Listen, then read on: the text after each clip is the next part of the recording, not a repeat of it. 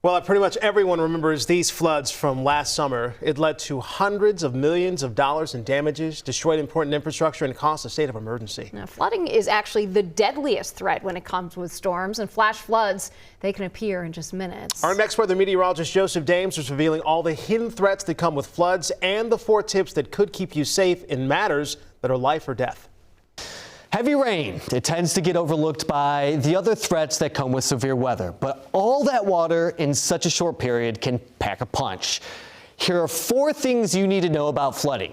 All right, number 1, flooding is actually the deadliest threat that comes with storms. Each year in the U.S., on average, more than 100 people are killed by floods.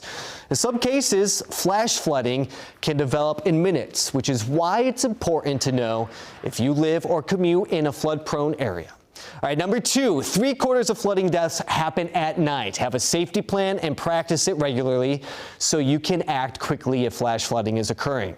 Water may be deeper than it appears and can hide washed out roads, especially at night, all right? So at home, keep important documents in a waterproof container and move valuables to higher levels. That will help. Number 3, if you come across high water when driving, turn around.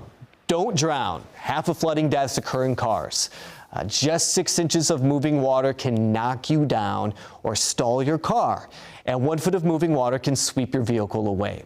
You should also stay off bridges over fast-moving water since they can be washed away without warning.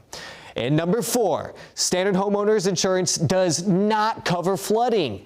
Talk to your insurance company before any storm threatens, since it can take at least a month for some policies to go into effect. Wait until floodwaters recede before documenting damage. Waiting in floodwater is dangerous since it could be contaminated with debris, wastewater, or electrically charged by down power lines.